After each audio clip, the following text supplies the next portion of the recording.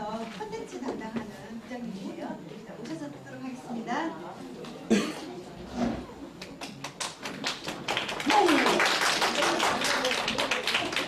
박수가 너무 좋은데?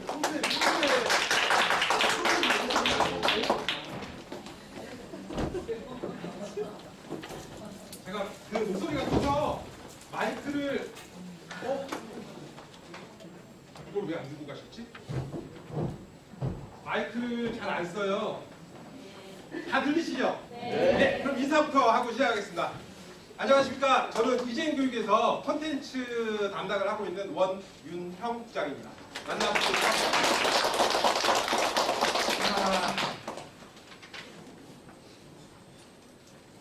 이게 있어야 되는데 없어가지고요. 여기를 떠나질 못하겠네요. 원래 이렇게 왔다 갔다 하는 사람인데. 자, 그러면 바로 좀 시작을 하도록 할게요. 식사하시고 좀 이렇게 졸리실 것도 같아갖고 처음에 조금 재미도 좀 삼아서 좀 그림을 준비했어요.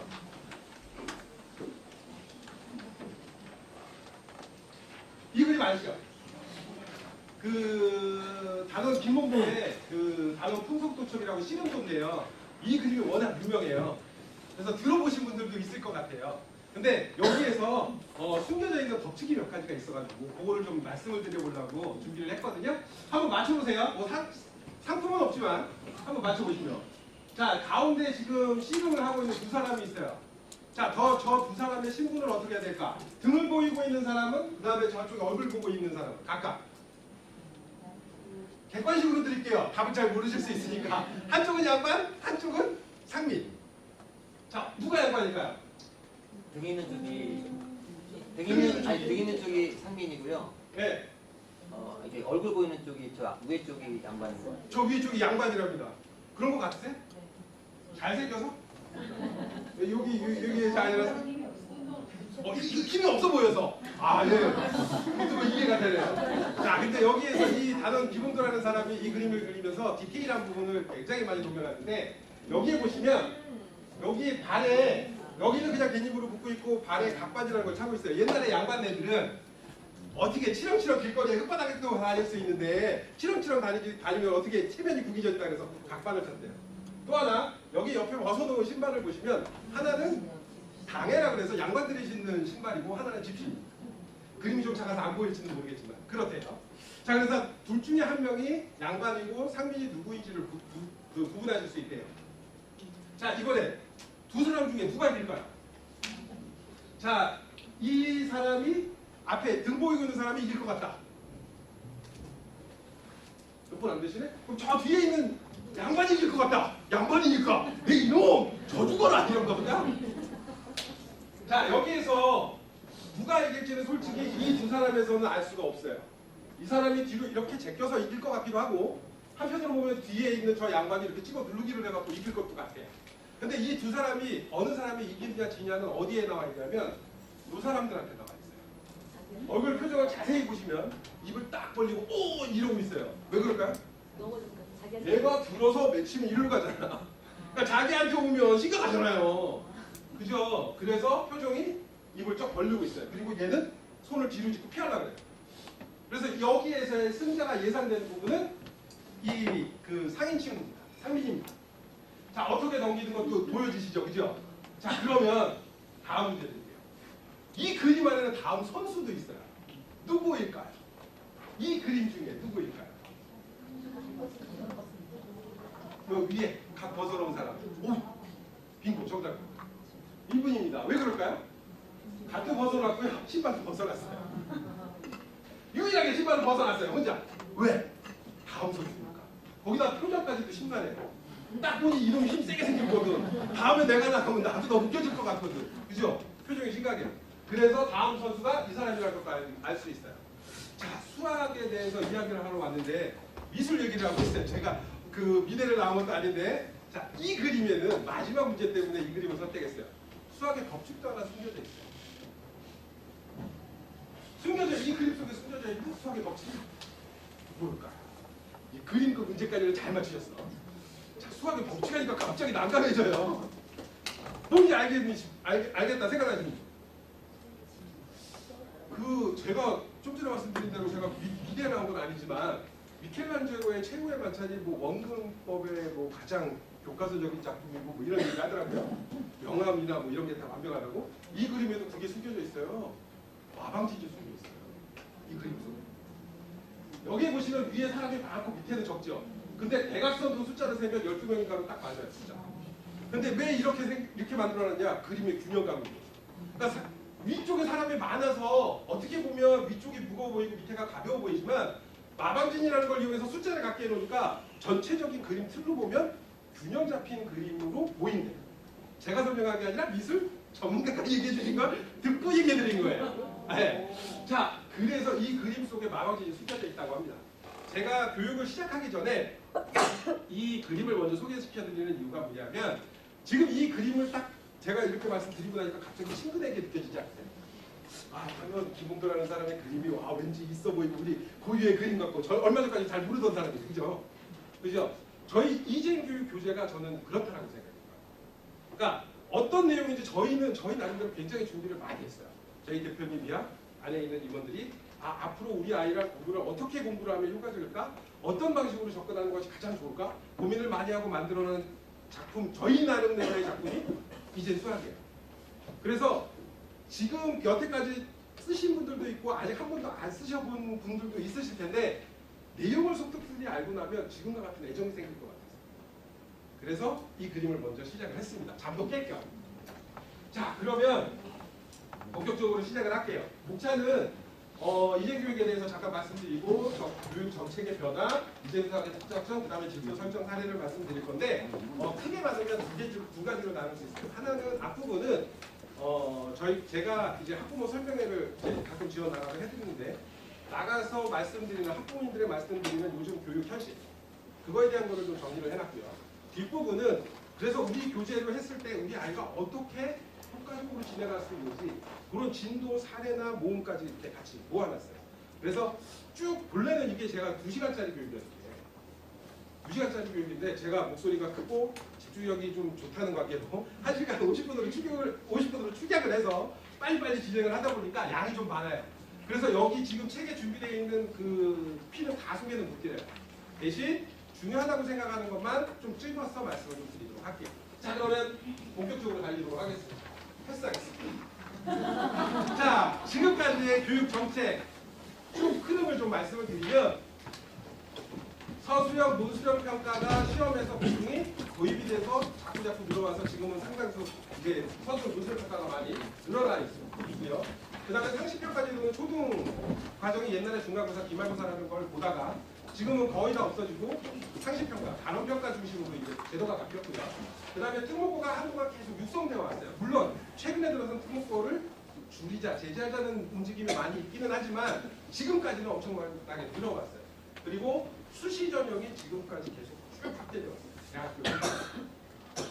자, 이렇게 쭉 제도가 왔는데 지금 나온 거 우리 원장님들 다 알고 계시잖아요. 그죠?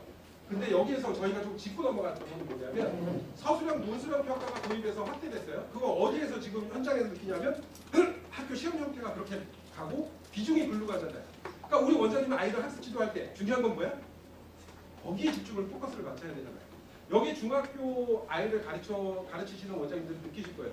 중학교 수학 점수에 잘하는 아이와 못하는 애의 구분은 뭐를 많이 하면 서술형 문제를 얼마나 잘 썼냐. 거기서 감점을 얼마를 받았냐, 감점을 안 받았느냐의 차이.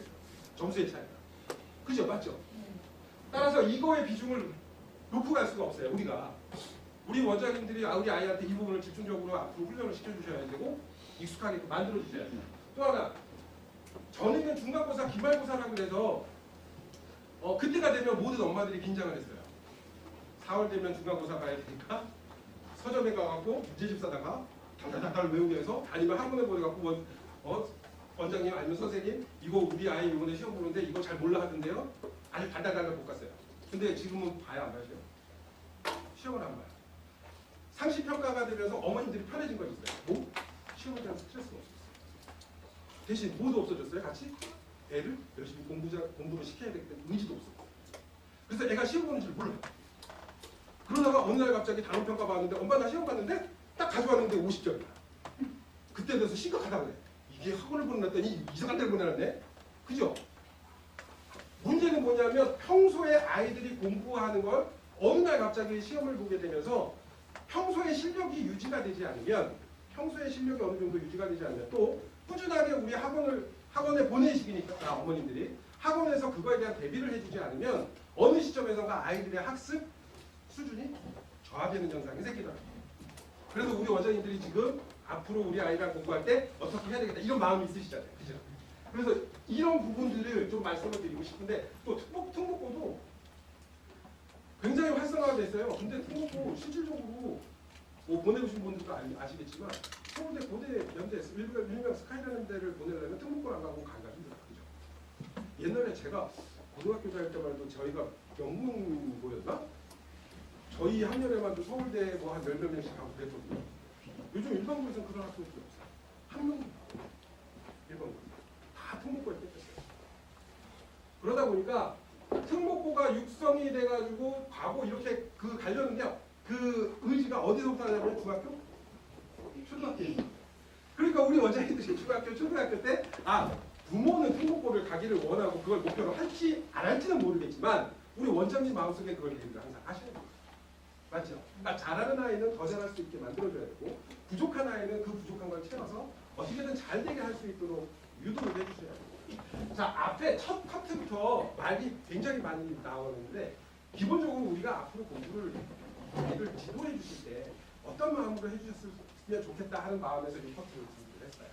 자, 그러면 교육 정책이 이렇게 오면서 교육에서도 양극화 현상이 심화됐는데 실질적으로 요번에 정권이 바뀌면서 싹 뜯어고치겠다고 했지만 실질적인 현상은 어떠냐면 세 테마로 얘기하면 개인별, 능력별 맞춤형 교육, 그 다음에 성취평까지 개선하고 입시제도 개선하겠다고 했는데 실질적으로 까놓고 보니까 크게 달라진 건 없더라. 우리 원장님들이 제일 잘하실 거예요. 교육 현장에 계시죠. 크게 달라진 건 없어요. 결국엔 뭐냐면 세세한 얘기들을 하고 있지만 결국은 양극화 현상은 그대로 남아있을 거고요. 잘하는 아이들은 계속 더 잘할 거고 못하는 아이들은 계속 못할 거예요. 그래서 앞으로 예상됩니다. 대신에 대한 비중은 계속 확대될 겁니다.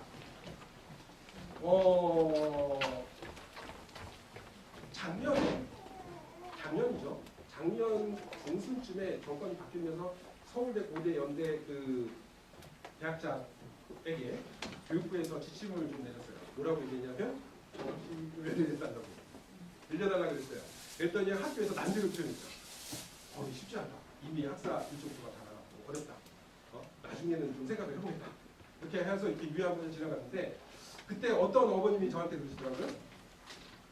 뉴스에서 보니까 정시를 확대한다고 교육부에서 계속 얘기를 하던데 그러면 앞으로 정시가 확 확장돼갖고 수시 말고 정시로 이렇게 중심이 되는 시스템이 되지 않을까요?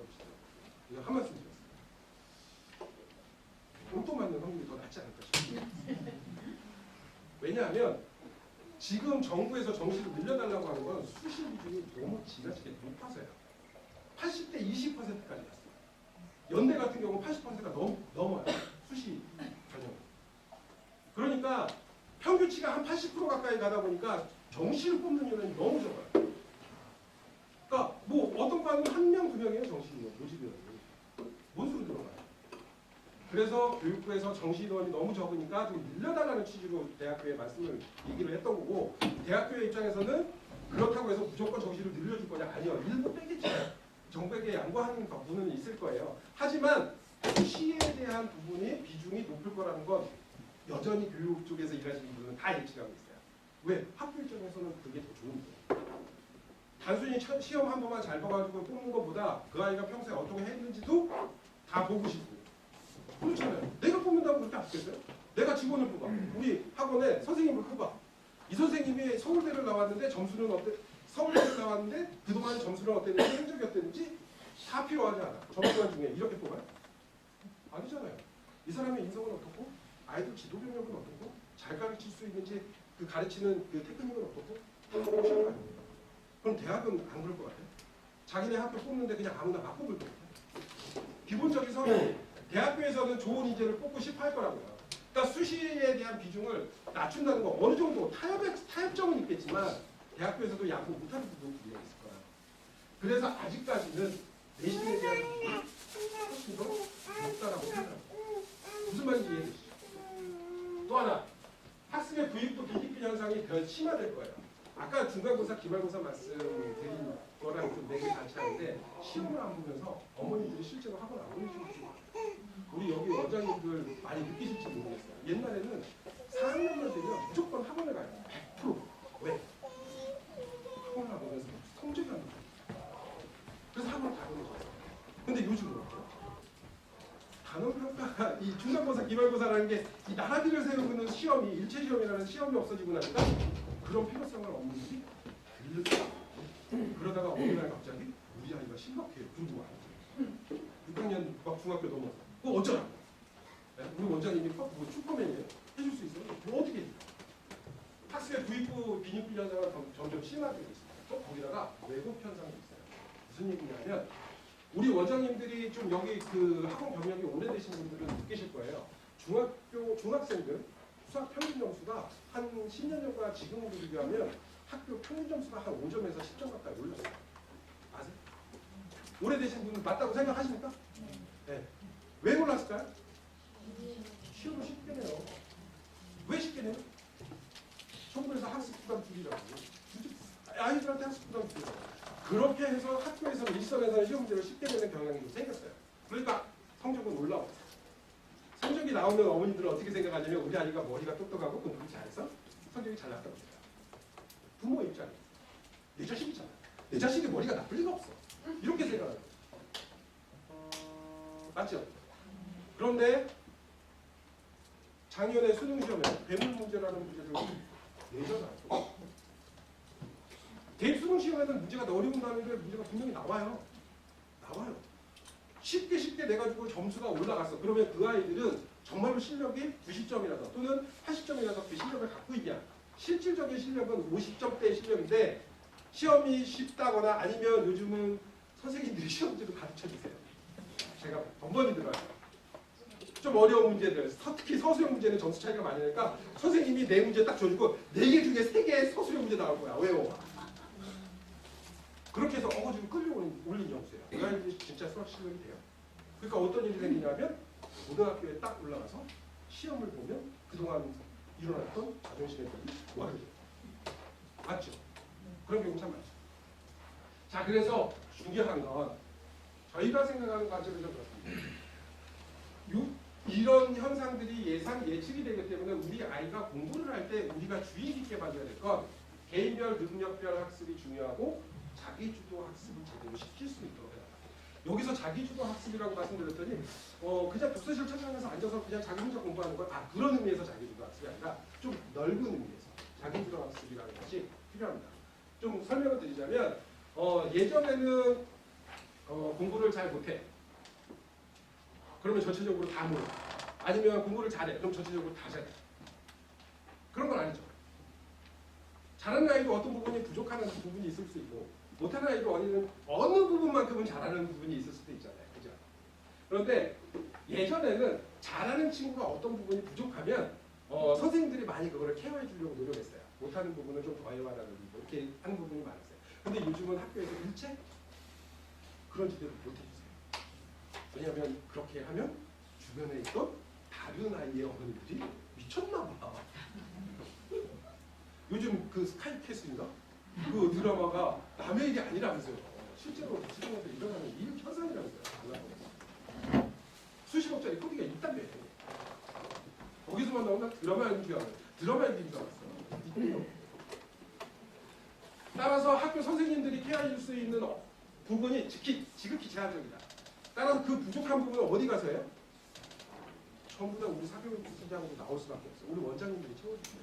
그래서 이 아이가 잘하고 못하는 부분에 대해서 체크를 해주셔야 되는데 왜 이 말씀을 드리냐면 잘하고 있는 부분을 계속 반복해서 연습시키면 더 잘해지나요? 사실 나아질 수 있는 여력은 조금 있겠지만 이미 잘하고 있는 아이는 이미 99점인 아이는 100점 맞는 거에 큰 의미가 거의 없어요. 근데 이 아이가 어떤 특정한 영역에서는 수학의 5가지 영역 중에 특정 영역에서는 60, 70점인 부분이 있다 그러면 거기는 조금 더 연습 반복해 주시면 그 아이는 80점, 90점대 그 영역만큼 올라갈 수 있잖아요. 그럼 전체적인 평균이 올라가죠. 맞죠? 요즘 그런 개념이 시작해요. 아이고 무조건 진도 쭉쭉쭉 옛날에 선행 무조건 나가면 좋은 학원이라고 했어요. 제가 수원에 사는데 그 원생이 1000명, 2000명 단위 학원이 있거든요. 지금은 거의 없어졌지만 예전에 있었어요. 거기에 특징이 뭐냐면 6개월, 1년 선행이었어요. 근데 다 없어졌어요. 어느 시점에서 싹 없었어요. 왜? 1년을 선행하고 있는데 학교 시험만 보면 80점이야. 뭐가 문제일까? 우리 그 엄마도 처음에는 처음 시험 못 봤을 때 그랬을 거예요. 다른 어머님들한테. 야 우리 아이는 1년 선행하고 하고 있는데 이번 시험은 시험 공부를 안 해갖고 못 봤어. 그게 중간고사 한 번 봤을 때 괜찮아. 기말고사도 그러네? 2학기 중간고사까지 그러네? 그러면 그 어머니 무슨 생각이에요? 옮겨야 될 것 같아. 그죠? 맞죠? 저도 학부모거든요. 뭐 제가 좀 적게 보여서 아니라고 생각할지 모르겠지만 저도 학부모의 입장으로 제가 부모인데 제가 그런 생각을 합니다. 만약 그런 일이 생긴다면 나도 옮길 생각을 해요. 따라서 아이들이 부족한 거를 채워줘 나가고 마지막 요거 자기주도 학습을 할 수 있는 역량을 키우는 자기주도 학습을 무조건 때려 박아서 시켜라는 게 아니라 아이가 스스로 할 수 있어야 돼요. 여기 우리 원장님 빼고요. 일반적으로 가정에서 계시는 어머님들이 우리 아이를 학습을 수학을 지도해 줄 수 있는 최대학년이 몇 학년까지일까요? 몇 학년? 초등학교 2학년, 중학교 2학년. 초등 2학년? 와, 원장님 센데? 제가 어머님들이랑 설명회를 가서 만나서 한 1000명, 2000명 이렇게 만나서 물어보면 어머님들이 대다수 얘기하는 게 자기는 여기까지 할 수 있대요. 3학년.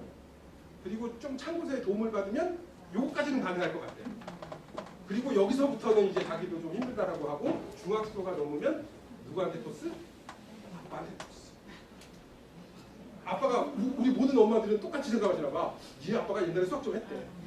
왜 아빠들은 전부 다 나 옛날에 수학 좀 했어 이렇게 생각한 거야. 수학 좀 했대. 너 아빠한테 가. 그리고 아빠가 아 그래 내가 할게. 1단원을 못 넘어가요. 저도 아빠지만 1단원을 못 넘어가고 1단원 하다가 나 요즘 바쁘고 회사도 바쁘고 하니까 학원 보내서 학원 생각 못해.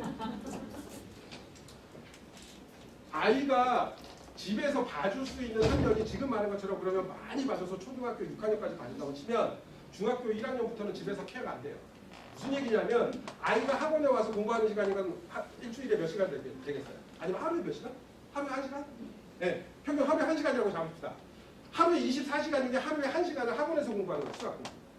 근데 나머지 시간에 수학 공부를 해야 될 시간이 더 많잖아요. 솔직히. 그 시간 동안은 가르쳐줄 사람이 없어요. 이해되시죠? 그러니까 어떻게 해요? 선생님한테 배울 때는 알겠는데 집에 와서 숙제를 하면 기억이 안 나네. 내 머릿속에 지우개가 있어서 하나도 기억이 안 나. 그래서 어떻게 해요? 숙제를 못해요. 그러니까 학원 가서 선생님한테 혼나기 싫으니까 옆에 놓고 베껴봐요. 네? 숙제가 돼 있으니까 선생님이 잘 모르죠. 간혹 이런 경우 있어요. 숙제는 다 봐줬는데 무슨 푸는 거 보면 이상해. 그런 애들 있잖아요. 그거 베끼는 거잖아요. 자, 그 아이들 실력이 그냥 안 나요. 중요한 건 안 나요.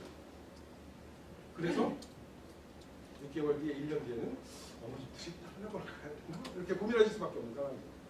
그래서 이게 필요해요. 아이가 스스로 할 수 있는 역량이 되도록 훈련해요. 그래서 진도가 빨리 무조건 나가는 게 아니라 내가 할 수 있는 범위 내에서 내가 스스로 나 혼자 있는 시간에 내가 스스로 공부할 수 있는 내용으로 공부해야 돼요. 무조건 선행해서 책 주면 너 지금 1학년한테 2학년 거 책 주고 너 내일까지 숙제 한 달을 끝내고 와 그러면 걔가 해볼 수 있어요. 맞죠? 그래서 여기에 이 두 가지의 포인트를 갖고 해주시면 되는데 자, 교과서도요.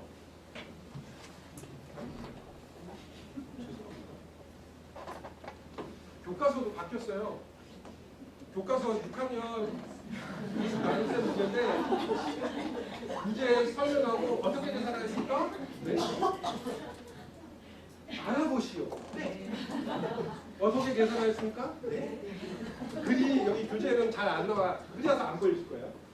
초등학교 2학년 친구예요. 480과 210을 빼는 거예요. 비교하시오. 네. 얼마라고 생각하니까 270 여기까지 좋았어요. 왜 그렇게 생각합니까? 그랬더니 안 보이시죠? 이거들이요. 아 진짜 짜증나 물어보지 마. 그러니까 제가 왜 이걸 보여드리냐면 웃기라고 하는 게 아니고요. 실제 교과서예요. 근데 교과서에 이런 질문이 들어있어요. 왜 그렇게 생각했습니까? 아까 저게 6학년 교과서예요. 이게 2학년 교과서라고 했어요. 이 아이가 이 교과서 요 2학년 이 친구는 예측이 되는 게 저는 첫 번째 남자예요. 맞겠죠? 두 번째 아침에 엄마한테 뒤집어 혼나고 왔는데 첫 수업이 수학이었다. 내가 이제 반응을 한 거죠. 그죠? 자, 이 질문이 이런 반응이 나올 정도면 그 전에도 있었을까요? 없었을까요? 저게 6학년 교과서라고 그랬죠. 그러면 초등학교 1학년, 2학년에도 있고 6학년에도 있었다는 얘기는 그 사이에는 3, 4, 5학년에 있을까요? 없을까요? 있겠죠. 이 질문이 근데 그렇게 중요해요. 왜 그렇게 생각했는지가? 개념을 하는 거 확인하고 그래요. 저도 의미는 그런 것 같아요. 근데 교과서 안에 이게 계속 나올 정도로 중요해요. 의미상은 느낌은 알겠는데 실질적으로 저렇게 진행을 하려 하기에는 무게가 강. 이거 만든 에피소드가 있어요. 교육부 직원이 교육 정책을 하는 담당하는 직원이 선생님들이 이제 우리 시대가 바뀌었으니까 수학 더하기 빼기 곱하기 나누기 이거 열심히 연산하는 거 하지 말고 미국이나 유럽처럼 애들이 왜 그렇게 생각했는지 그리고 어떻게 풀어나가는지 과정을 좀 체크하도록 합시다. 그래갖고 겨울방학 요때쯤이 되면 그 선생님들이 연수 교육을 하는 거 받는 거 아시죠? 그래서 각 시도의 전파 강사가 교육부의 그 교육을 받아서 각 시도지사로 내려와서 시도에서 운영하는 교육을 전파 교육을 하면 그 시에서는 각 초등학교 선생님들을 그 담당 그 선생님들을 모아갖고 또 교육을 전파 교육을 해요. 그 교육을 통해서 과정을 체크해달라고 했어요. 자, 그래서 그 얘기를 들은 선생님이 일선 선생님이 하려고 시도를 했어요. 자, 200 이거 480, 210 뺐어요. 얘한테 너 어떻게 생각했니? 어떻게 생각했니? 25명한테 물어보니까 1시간이 수업이 끝났네. 어떻게 해요? 다음에 수업 뭘 해? 그러니까 선생님이 실질적으로 할 수 없는 지침이었던 거예요. 그래서 그 다음에 바뀐 거예요. 그러니까 선생님한테는 못하겠으니까 교과서에 저렇게 써서 아이들이 읽으면서 생각이라도 해보게끔 하죠. 그래서 저 질문이 들어갔어요. 그래가지고 온 페이지에 다 들어가 있다가 지금은 많이 덜어졌어요. 지금 교과 개편을 몇 번 하면서 홈페이지에 있기는 아닌 것 같다. 그래서 개념 설명하는 부분에만 남겨놓고 많이 덜어내긴 했는데 이 취지가 그래요. 자, 그렇다면 교과서에서도 이 취지를 가지고 있다는 얘기는 무슨 얘기냐면 이 얘기를 하고 싶었어요. 이 교육, 이 정책 방법도 단순히 이제 더하고 빼고 곱하고 나누고 하는 수학에 대한 기본적인 이런 계산 능력이 아니라 아이가 어떻게 생각하고 그걸 풀어나가는지 과정을 제대로 하고 있는지를 체크하기를 원해요. 제가 보는 관점이 자기주도 학습이란 그게 자기주도 학습이라고 생각이 들어요. 그래서 자기주도 학습이라는 의미를 좀 넓게, 폭넓게 개념을 가지고 해주셨으면 좋겠습니다. 그래서 자기주도 학습을 시켜주세요.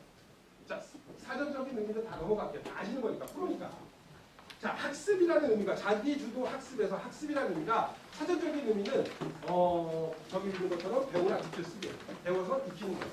근데 우리가 잘못 알고 있어요. 많이 배우면 학습을 한다고 생각해요. 누가? 우리 아이를 많이 배우기만 하면 공부를 많이 시키기만 하면 우리 아이가 공부를 잘할 거라고 생각하는데 학습이라는 어원에서 보는 것처럼 배우고 익히기까지 해야 학습이에요. 그죠? 자, 운전면허 생각하시면 쉬워요. 옛날에 우리 운전면허 처음 딸 때만 해도 사실 핸들만 붙잡아도 못 떨지 않았어요? 처음에? 얼마나 무서워요. 우리 아이가 처음에 공부를 새로운 단어를 배우면 이럴 거예요. 우리 선생님이 보기에는 너무 쉬운 문제고 너무 이해하기 쉬운 문제들인데도 우리 아이들은 처음 접근은 굉장히 어렵게 됩니다. 그래서 가르쳐줘요. 학원에서 가르쳐, 학교에서 가르쳐. 자, 그래서 라이센스를 땄어. 천송이 단계가 여기. 자, 공부에서도 그래요. 학교 선생님이 가르쳐줬든 학원 선생님이 가르쳐줬든 가르쳐줘서 연습을 어느 정도 해보니까 돼. 아, 이제 알았어. 2단계. 자, 문제는 이거예요. 요 2개 단계가 되면 공부가 끝났다고 생각하시는 분들이 있어요. 성급한 학부모님들은 이제 배웠으니까 다음 거 해요. 다음 단계로 넘어가요. 그리고 요 단계를 보자. 그리고 좀 익숙해질만 하면 여기 됐어요. 그래서 주기장착 선언을 해요. 그러면 아까 말씀드린 것처럼 1년을 선행했는데 시험을 보면 80점, 70점인 애가 나오는 거예요. 중요한 건 이거죠. 운전에서도 똑같잖아요. 베테랑 단계가 있어요. 배우고 초보 단계를 거치면 베테랑 단계를 거쳐요. 그래야 잘할 수 있죠. 저희가 보는 관점에서 수학 공부를 제대로 한다는 거는 여기까지 갔을 때 제대로 했다라고 표현할 수밖에 없죠. 그죠? 그래서 우리 아이들한테는 이 사이클을 그릴 수 있게 해야 되는데 잘못된 생각이 그냥 배우기만 하면 돼. 배웠으면 됐지 뭐. 이미 아는데. 자, 실제로 이것 때문에 이런 거 빼고요. 나온 얘기가 좀 전에 이제 좀 이따 소개를 드릴 건데 예전에는 1시간 배우고 익히는 시간을 안 가지면 그래도 이름 배우고 알겠지. 이게 옛날 과거 시대의 그 학습론이에요. 근데 지금은 여기다 곱하게 돼 있어요. 하나 배우고 익히는 걸 명시간 하면 학습효과는 빵이다. 그래서 EBS에서 실제로 몇 년 전에 방송을 했어요. 학교란 무엇인가라고 해서 방송을 했는데 이거 보신 분들도 있으실 것 같은데 요약을 하자면 이렇습니다. 이 아이는 중학교 2학년 친구인데 아침 일찍 나가서 학교에 가서 수업을 듣고 끝나면 학원을 다녀가서 집에 들어오는 시간은 10시 반 정도. 그러니까 요즘에 교육이 10시까지밖에 학원을 못 하니까 10시 반에 와요. 그럼에도 불구하고 주말에는 시험 때 되면 주말에도 나가서 그렇게 하고 와요. 그럼에도 불구하고 성적이 좋지 않아요. 열심히 했잖아요. 아침 일찍 나가서. 근데 왜 성적이 좋지 않아요? 리포터가 물어봅니다. 이 친구한테. 왜? 이렇게 열심히 하는데 성적이 안 좋을까요? 그랬더니 이 친구 하는 말. 제가 공부할 시간이 부족했나? 아니 아침에 그렇게 일찍 나가서 밤 10시 반까지 공부하고 왔는데 공부할 시간이 부족하다 그러면 몇 시까지 공부해요? 새벽 1시? 새벽 2시? 3시? 아니면 24시간 풀타임이 내내 떠요? 이 친구한테 그 이 프로에서 결론이 뭐냐면 이 친구한테 부족한 건 배우는 시간이 아니라 배운 걸 내고 소화하는 시간이 없다. 매일매일 새로운 걸 그냥 계속 배워. 학원 스타일이 그래요. 대치동에서 유명하다는 선행하는 학원에 가서 여기서 배우다가 성적이 안 나오니까 여기서 배우다가 성적이 무슨 얘기 이해되시죠? 이 아이는 내 거로 소화할 시간이 전혀 없어요. 근데 공부는 중요한 건 배우는 것도 필요하지만 그거를 내 거로 내재화시키는 만드는 과정이 더 중요해요. 시험은 내가 보는 거지. 그때 배우면 나를 가르쳐주는 수학 선생님 가서 시험 보는 거 아니잖아요. 그래서 이 아이들한테 스스로 익힐 수 있는, 충분히 가질 수 있는 시간을 주라. 이 프로의 요지가 그거예요. 그래서 저희도 학습의 기본 근간은 그걸 목표로 하고 있습니다. 저희가 시스템 말씀을 드릴 때 이걸로 넘어갈게요. 시스템 말씀드릴 때 요거 이게 다 들으셨죠? 그죠? 앞사에 다 들었던 거라 중복되는 거라 굳이 더 설명 안 할게요. 자기주도 학습이 가능한 맞춤 교재라고 설명을 해요. 개념적 독서부터 핵심 유형, 핵심 완성, 실전 유형, 서술 유형까지 5단계로 구성이 되어 있는데 우리 아이에 맞게 교재를 구성하는 거잖아요. 그죠? 근데 저희가 생각하는 건 그렇습니다. 여기서 한 개념에서 기본적인 거 익혔으면 그 다음에 핵심 유형 익혀야 되고요. 핵심 유형에 대한 게 익혔으면 핵심 완성 이렇게 단계를 넘어가는데 어떻게 보면 여기서 겹치는 문제들이 있어요. 왜 겹치겠을까? 반복시켜서 습관시키려. 기본 골자가 그거예요. 그리고 또 그 우리 대표님이나 아까 전타임의 강사가 복습에 대한 얘기를 좀 많이 하셨을지 모르겠는데 복습에 대한 말씀을 많이 드려요. 복습을 많이 하면 저희 입장에서는 좋을까요? 많이 세점 많이 계속 팔고 막 이런 게 더 좋지 않을까요? 네. 근데 복습이라는 얘기를 말씀 많이 드리는 건 저희 입장에서 그렇습니다. 책을 많이 팔고 돈을 많이 벌고 이것도 우리가 그 회사니까 가져가야 될 거지만 그 대상이 학생들을 대상으로 하잖아요. 그죠? 그러니까 그 학생이 여기 와서 우리 교재로 공부를 하고 그걸 효과를 봐서 더 많은 아이가 하기를 저희는 원해요. 그래서 시스템에 그런 것들이 녹아 있어요. 아주 잘 자라는 거죠. 그래서 단계가 이렇게 5단계로 나눠지는데 아이의 실력을 맞춰서 교재 주문을 할 수 있다. 이미 아시죠? 자, 시험 대비 100점 평가도 주문이 가능하신데 이것도 단계가 나눠져 있습니다. 1, 2, 3단계는 쉽고요. 1, 2, 3회차는 4, 5회차는 어려운 문제가 수록이 되어 있어요. 써보신 분들은 아실 거예요. 왜 그렇게 하느냐. 다른 데처럼 그냥 모의고사 평가 보면 1, 2, 3, 5회차 그냥 쭉 나란하게 평가 보면 되는데 하나는 쉬운 문제 평가 있고 어려운 문제 평가 있고 평가 이렇게 돼 있는 교재들이 없잖아요. 저희는 일부러 그렇게 했어요. 왜? 못하는 아이는 못하는 아이들도 자신감 갖고 풀 수 있는 문제를 만들고 잘하는 아이는 그래 넌 파이들을 가져라 그러고 어려운 문제를 풀 수 있는 걸 나눠놓기 위해. 자, 이걸 교재를 주문하실 수가 있어요.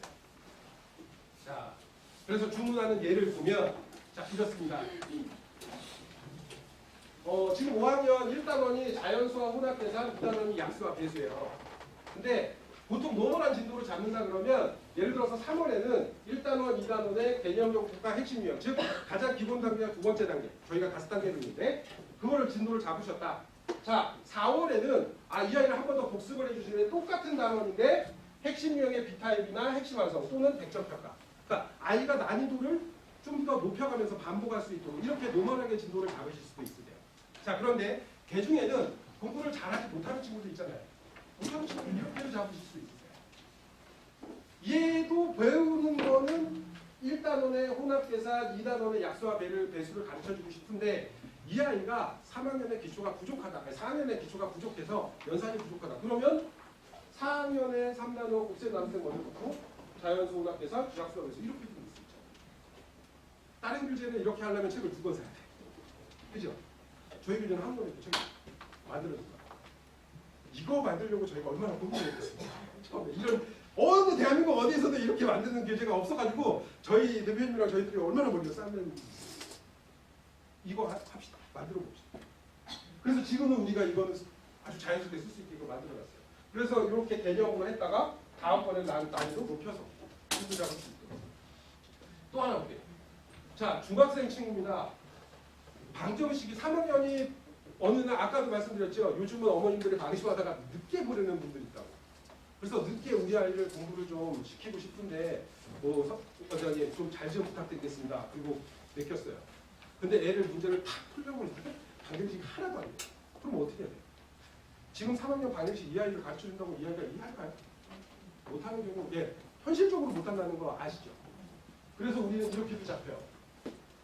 1학년의 문자화식 계산, 1학년의 방정식, 2학년의 연립 1차 방정식, 3학년의 2차 방정식을 한꺼번에 봅니다. 자, 학교 거를 전체 이 아이는 부족하니까 얘는 3학년인데 전체가 부족하니까 1학년 걸 전체 책을 다 하고 2학년 거 전체 책을 다 하고 이 아이 이거 하다가 지쳐서 뻗어요. 그러지 말고 단원별로 쪼개서 너는 네가 궁극적으로 배우고자 하는 거는 2차 방정식이지만 3학년에 배울 네가 현재가 아직 기초가 부족하니까 요번 달에는 잘게 쪼개가자. 1학년, 2학년, 3학년 방정식을 연계해서 다음 달에 뭐 할 건데? 함수. 그 다음 뭐 할 건데? 평면들. 그 다음 뭐 할 건데? 입체들. 이것도 가능하죠. 그러니까 우리 원장님들이 저희 교재가 이런 부분들이 가능하기 때문에 아이들의 실력이 잘한 좋은 친구와 부족한 친구에 다 맞춰서 교재 맞추는 교재를 쓸 수 있다는 저희가 자신하는 거예요. 이해되시죠? 더 매력적이라고 느끼지 않으세요? 그동안 써봤지만 그죠? 너무 좋다 생각하시죠? 이렇게 진도를 잡으실 수 있습니다. 실제로. 자, 그래서 우리 아이 이름까지 저희가 딱 찍어서 나갑니다. 이렇게 이름 찍어서 나가는 교회이기 때문에 다른 아이들이 못 써요. 아니 그 교재 다른 데를 활용을 하고 싶어요. 자, 그래서 이렇게 우리 아이들만을 위해서 교재를 쓰고 있고 또 아이들 실력에 맞춰서 교재를 만들어야 되니까 진단평가 제공하는 거고 또 아이들 문제 풀다가 틀린 거 이거는 앞에서 다 설명했던 거나 그냥 간단히 넘어가는 거나 하는 거예요. 괜찮죠? 문제 풀다가 틀린 거 보충 POD로 다시 확인할 수 있게끔 그래서 충분하게 습득할 수 있게끔 연습하는 거고 학교에서 시험을 요즘은 무지불식간에 보잖아요. 단원평가하고 내일 모레 시험 볼게 아니면 다음 주 월요일날 시험 볼게 이런 경우가 많아서 그때 바로바로 시험 대비하실 수 있도록 시험 대비 출력하실 수 있도록 해드리고 있고요. 또 문제를 풀다가 어느 특정 분야에서 연산이 부족하면 연산 풀려서 풀릴 수 있고 또 각 단원별로는 우리가 그 아이들이요 공부를 진행하면서 그냥 우리가 일반 그 문제집을 사다가 풀 때 제일 난점이 뭐냐면 1단원은 공부 끝났어? 그러면 할 일이 뭐냐면 없어요. 다음 단원 2단원 가야 돼. 2단원 풀리고 나면 그 다음은 3단원 가야 돼. 근데 아이들은 학습 동기라는 것도 되게 중요하잖아요. 그래서 1단원이 끝나고 아니면 2단원까지 보고 나서 그 1단원과 2단원에 대한 학습 결과를 테스트하고 그거에 대한 테스트 결과가 어떻게 되는지를 알려주고 또 학부모님들한테도 알려주고 그렇게 하면 아이들이 그거에 대한 자극을 조금이라도 받을 수 있잖아요. 그래서 단원의 평가를 준비하고 거기에 대한 우리는 그 입력을 하시는 출력 결과물까지 내가 받아서 학부모님께 제공할 수 있습니다. 그래서 이런 시스템도 이제 구축을 해놨는데 또 하나가 저는 사실 이게 제일 좋아요. 저희 교재는 양면 인쇄가 아니라 단면 인쇄. 왜 그럴까요? 우리 회사가 돈이 많아서. 첫째, 돈이 많아서? 그건 아니고요. 저희가 단면 인쇄를 선택한 이유는 한 가지입니다. 우리 아이들 수학 공부하는状態가 저희가 봤을 때 되게 이상해요. 왜? 문제가 다 좁으니까 풀 공간이 없어요. 그래서 어디서 풀어요? 연습장에다 풀어요. 연습장에다 푸는데 거기까지 좋다 이거야. 어떤 형식으로 푸는지 알아요? 1번은 45도 각도로 맨 위쪽에 왼쪽에, 2번은 90도 각도로 오른쪽 맨 아래, 3번은 오른쪽 위에, 4번은 왼쪽 아래. 그래서 대각선을 막 그어요. 지그재그. 그리고 나중에 어디서 틀렸나 찾아보면 못 찾아요. 근데 우리 수학은 아까도 말씀드렸지만 과정을 어떻게 풀어가느냐가 요즘은 교육 정책 당국에서도 강조를 하고 있고요. 우리도 많이 서술형 노술형 평가라는 부분에서도 많이 강조가 되잖아요. 그러니까 그 부분을 평소에 훈련시켰는데 훈련이 안 돼요. 애들 학교 시험지 서술형 노술형 평가 보면 다 많이 해요. 서술형 노술형 평가를 서술하는 게 아니고 어떻게 쓰냐면 거기다 계산한 거예요. 계산을 해놓고 밑에 답만 써요. 그러니까 학교 선생님들이 찌 감점인 거예요. 그러니까 공부 못하는 아이들은 점수를 좋게 받을 수가 없어요. 그래서 저는 말씀드리는데 생각노트에다가 비록 처음 시작하는 애들은 안 되겠지만 거기에 연한 색으로 이렇게 칼이 쳐져 있어요. 이렇게 주의 깊게 보신 분들은 아실 거예요. 왼쪽 위에서부터 차곡차곡 쓰는 연습부터 시키자. 물론 연산이 필요 없는 데는 굳이 억지로 채우자 하는 말씀이 아니에요. 책 한 권 중에서 요번 달은 3장만, 다음 달엔 4장, 그 다음 달은 5장, 한 장씩만이라도 늘려주시죠. 그게요, 한 달, 2달, 1년, 2년, 3년 쌓이면 나중에 중학교 올라가서 얘네들 서술을 평가 쓸 때 진짜 그걸 대로 써요. 진짜 우리 문제집 보면 그 답안지 그대로 써요. 근데 그거는 야, 이렇게 쓰는 거야? 앞으로 여기서 앞에서 써. 이렇게 한다고 하나하나 만들어지잖아요. 꾸준히 스스로 그런 푸는 훈련을 적어가면서 몸에 배인 것들이 시험 때도 있습니다. 그래서 그런 훈련을 시킬 때도 저희 이 교재가 괜찮은 거 저희는 좀 잘하는 거예요. 그러니까 우리 원장님들이 그동안 많이 활용을 못하셨다면 그것도 한번 활용을 해보셨으면 좋겠습니다. 자, 그래서 지금까지 말씀드린 이런 모든 시스템을 진단하고 맞춤 교재 제공하고 결석 부분 보충하고 부가학습하고 단원평가 통해서 성취도 분석하고 이거를 한 달, 2달, 3달 이렇게 해서 하면 아이들이 제대로 공부할 수 있겠다 라고 해서 특허가 책으로 특허 받기가 되게 어려워요. 왜냐하면 수학 문제나 이런 거는 특허를 낼 수가 없어요. 다 공용으로 씁니다. 그래서 우리 이 수학 문제 가지고는 특허를 못 받아요. 어디나. 근데 시스템은 받아요. 이런 시스템. 이건 저희만의 독보적인 시스템이라서 특허까지 받아요. 그러니까 일반적으로 어디 광고에 보면 특허 뭐 그러면 별거 아니라고 느껴지는데 지금 얘기 듣고 보니까 갑자기 아까 기본교의 씨름도처럼 애정이 팍 솟지 않아요? 야, 이런 교재구나 이런 느낌 안 드세요? 전혀 아닌가? 호흡이 안 나오네? 자, 그래서 특허까지 받은 시스템이다. 이런 자신감을 가지고 해주시면 아마 분명히 도움이 되실 겁니다.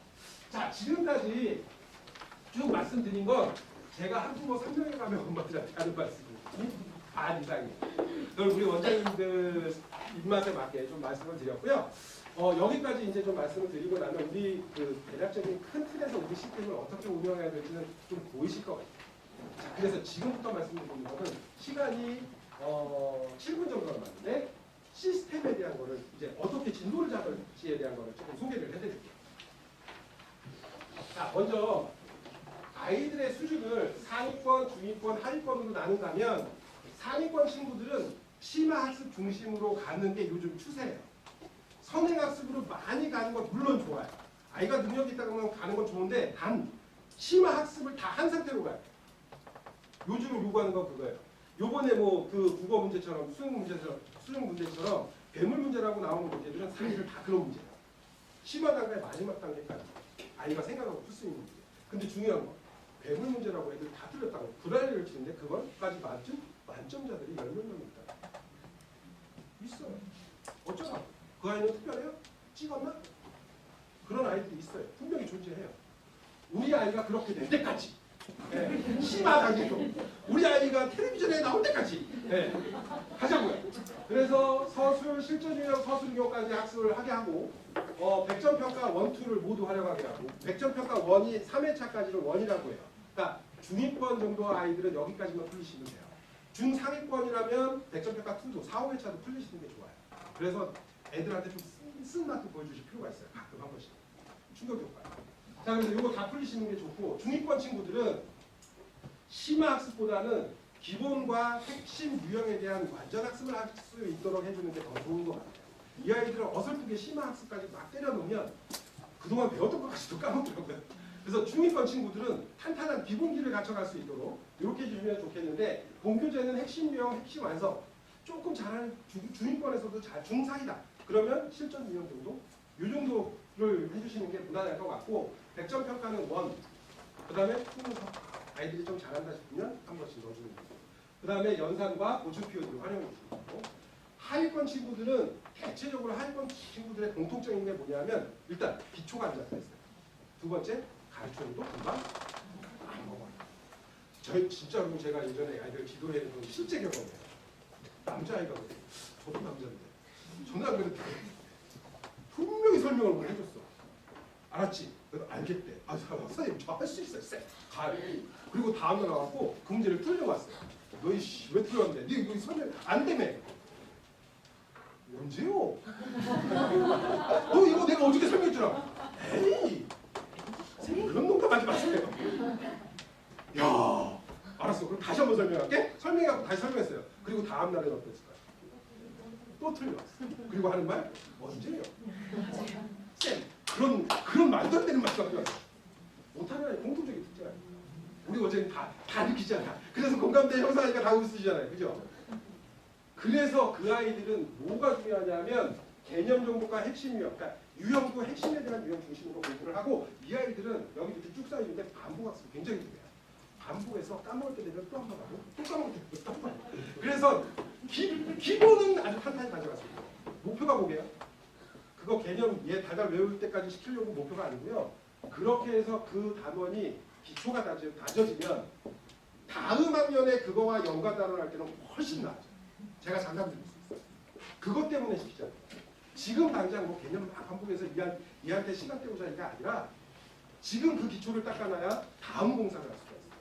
근데 잘 못하는 아이들이 대체적으로 그게 약해갖고 맨날 수학 걷다 기술을 조금 하다가 알만 하면 그만하고 알만 하면 그만두고 다음 넘어가니까 나중에 보면 1년, 2년, 3년 뒤면 이 3년 전 것도 다 몰라. 그러니까 배울 게 더 많아져. 그렇게 안 돼요. 무슨 말씀인지 아시죠? 네. 그렇게 안 되도록 시켜주십사. 방금 말씀드리겠습니다. 그래서 아이들의 실력을 3분위로 나뉘자면 이렇게 해주시면 될 것 같은데 사실 이것도 제가 2위로 3분위로 나눴지만 중에서 중상, 중에서도 하, 중과 이렇게 해서 나누신다 그러면 조금 더 디테일하게 우리 원장님들이 진도 잡으실 수 있어요. 자, 그래서 실제로 원에서 잡았던 사례들을 이 뒤에 쭉 모아놨거든요. 그래서 다 소개는 드리지 않고 일부만 보여드릴게요. 이 친구 같은 경우는 진도 보세요. 2016년 12월, 1월, 2월 이렇게 가는 거거든요. 12월에 4일 5단원, 511 이게 개편 전 그 진도 단원 때문에 조금 차이가 있는데 해놓고 한 교재 511 2가 또 들어있어요. 개념 B라고 써있죠. 저건 B타입이 한 교재에 있습니다. 그러니까 여기 원장님은 이 아이가 다소 실력이 좀 부족한, 그러니까 그 기초가 좀 부족하다고 생각이 드셔갖고 진도가 반은 진도 나가는 책이고 반은 복습책. 책이 그래. 한 번이 구성을 그렇게. 여기도 그렇죠. 3, 4, 1, 2를 다시 한번 복습하면서 3, 4가 또 복습이에요. 다음도 그래요. 그래서 내년에는 그 다음에는 어떻게 했나 보니까 그 다음에도 유사하게 돼요. 이 원장님은 이 아이에 대한 특질을 그렇게 생각하신 거예요. 기초를 좀 탄탄하게 다져서 가야 될 아이. 그래서 반복을 많이 줄 필요가 있다. 이렇게 지금 자, 다른 아이들도 이런 식으로 지금 보시면 돼요. 보실 수 있을 때 시계했죠. 자, 제가 꼭 설명드리는 아이가 있어요. 이제 넘기시다 보면 실력이 쌓이는 애가 있어. 전혀 저희 아들이었으면 좋겠어요. 전교 1등 하던 아이. 전교 1등이래요. 여기 원장님이 얘기해 주셨어요. 근데 보시면 아시겠지만 이 아이가 2학년 때 진도인데요. 진도가 우리가 생각하는 것보다 너무 노멀하고 복습이 차근차근 그냥 가는 거예요. 우리가 생각하는 전교 1등이면 예습을 한 1년 정도 써내하고 막 이렇게 해야 되는 거 아니에요? 아, 2학년 진도 보시면 아시겠지만 굉장히 학교 진도보다 조금 빠른 정도로 예수 한 번 하고 학교 나가는 때 본학습 한 번 하고 나중에 시험 볼 때 난이도 높여갖고 그 높은 심화 문제까지 풀어봅니다. 얘 템포는 그래요. 근데 여쭤보니까 전교 1등이래요. 그래서 깜짝 놀랐어요. 전교 1등 진도가 이렇구나. 그래서 저는 이 아이는 이름도 그냥 실명 공개를 했어요. 이거 걸릴라나? 안 걸리게 이렇게 얘기하시면 안 돼요. 네, 이런 아이들도 있어요. 자, 그래서 여기에서 보시는 진도는 그걸 참고하셔서 우리 원장님들이 우리 아이가 어떻게 하면 좋을지, 어떤 특성을 가지고 있는 아이는 어떻게 하면 좋은지를 참고하시라고 안에 몇 명의 아이들을 수록해놨거든요. 그러니까 그거 참고하시면 될 것 같고요. 마지막으로 나머지는 다 같으니까 마지막으로 요거는 우리 원에서 아이들을 쭉 기부한 내역을 뽑아본 거예요. 근데 여기 보시면 뭐냐면 장윤성이나 이재나 장윤성 쭉 아이들이 있는데 이 아이들이 전부 다 같은 학년이죠. 근데 오른쪽 끝에가 페이지 수예요. 페이지 수가 같은 것도 있지만 다른 것도 있어요. 이유가 뭘까요? 같은 학년이지만 잘하는 아이와 못하는 아이에 따라서 진도가 다르게 됩니다. 거기에는 수록이 더 돼 있을 거예요. 그러니까 한번 천천히 살펴보세요. 그러니까 우리 원장님이 아까는 아이가 이제 월별로 어떻게 공부했는지 진도를 잡았는지 보여드린 거고, 이 장에서는 우리 어떤 원에서 그 같은 학년들이 진도를 어떻게 잡아가는지 모두 다 다르게 잡으라는 말씀은 아니에요. 비슷한 실력이 나이면 진도가 다 같아도 상관없어요. 하지만 실력이 다른 아이가 있다고 하면 그 아이는 다른 아이와 진도를 달리 잡죠. 어떻게? 그 아이가 그래야 그 아이가 늘어요. 우리의 그런 말을 하잖아요. 전교 꼴등이 전교 1등이 공부하는 방법을 그대로 따라하면 전교 1등 될 수 있을까요? 없을까요? 없어요. 그 방법만 따라할 것 같으면 다 거기 그 학원 다 가고 걔 하는 책 쓰고, 옛날에 그런 거 유행했잖아요. 1등 하는 책이라고 하면 다 나와. 네? 저도 해봤어요. 전교 1등이 엄마 뭔 책 쓴다는데 책값 줘봐. 그래가지고 중고책 사고 나머지는 하고 하고 있는 약장이잖아요. 하여튼 1등이 하는 방법을 그대로 따라한다고 1등이 될 수 없잖아요. 그 아이만의 능력, 또 그 아이가 잘할 수 있는 장점, 단점이 분명히 있을 거예요. 그걸 살려주셔야 된다라는 말씀을 드리면서 요거에 대한 설명을 좀 다 마치도록 하겠습니다. 이거 뒷부분 다 보실 수 있으시겠죠? 네. 자, 그래서 마지막으로 이 말씀을 드리겠습니다. 진도 설정에 유의해야 될 점은 아이 수준에 맞는 맞춤 진도를 잡고자 하는 게 핵심으로 깔려 있어요. 아이 실력에 맞춰. 두 번째가 그 실력에서 어떻게 하면 성취도를 가장 높일 수 있는 방법이 뭘까를 생각해요. 그걸로 진도 짜시면 실패 안 하죠. 그 두 가지만. 제가 이거 뭐 설문기관에서 조사한 거예요. 우리나라는 아니지만 어떤 그 성인 남성들에게 보통 물어보면 당신은 개방적인 사람이냐 보수적인 사람이냐. 여기 먼저는 보수적인 성향이라고 생각하세요? 개방적인 성향이라고 생각하세요? 개방적이요? 우리 저기 멋쟁이 그 모자 쓰시고 오세요. 저는 보수적입니다. 보수적이세요? 개방적 아니시고? 네. 자, 우리 원장님은 보수적이라고 했지만 제가 이 여론조사에 가면 80%의 남자들은 자기를 개방적이라고 생각한대요. 근데 와이프나 여자친구한테 물어보면 반. 80%의 여성분들이 내 남자친구는 또는 내 남편은 보수적이라고 합니다. 왜 차이가 날까요? 왜 차이가 날까요? 기준이 달라요. 남자들은 내가 보수적이냐 개방적이냐의 기준이 누구냐면 내 아버지. 나의 아버지는 보수적이셨거든. 그거에 비하면 나는 무지 개방적이야. 그래서 나는 개방적이라고 보거든. 자, 근데 여성분들은 누가 기준일까요? 본인들의 아버지? No. 드라마 속 아버지. 드라마 속의 아버지의 모습이 개방과 보수의 기준이에요. 당연히 내 남편이 보수적이지. 드라마 속의 남자는 여자가 뭐 일이 있어갖고 늦게 오면 차 끌고 다 와서 얘기하고 차 끌고 다 모여있었는데 뭐 하는 짓이야 막 이러고. 실제 남편은 당연하죠. 그래서 80대 20이 뒤바뀌는 거예요. 제가 이 말씀을 왜 드리냐면 우리 아이와 선생님의 관계가 똑같습니다. 우리 선생님은 이미 다 배웠어요. 우리 원장님들은 다 배운 거예요. 이 문제 너무 쉬운 거고요. 조금만 이해하면 할 수 있고요. 조금만 도전해서 네가 노력하면 할 수 있는 문제인데 아이 입장에서는 아니에요. 따라서 우리 원장님들이 봐주셔야 할 시각은 어디로 가야 된다? 아이의 입장에서 봐주시는 거예요. 아이가 선생님의 입장에서 봐주시면 너무 좋겠는데 그런 애들은 없더라고. 그러니까 선생님들이 받쳐주셔야 돼요. 그렇게 된다라고 하면 우리 아이가 다 잘할 수 있지 않을까. 그렇게 하면서 마지막 말로 우리 이재수하고 대박 나셨으면 좋겠습니다. 마치도록 하겠습니다.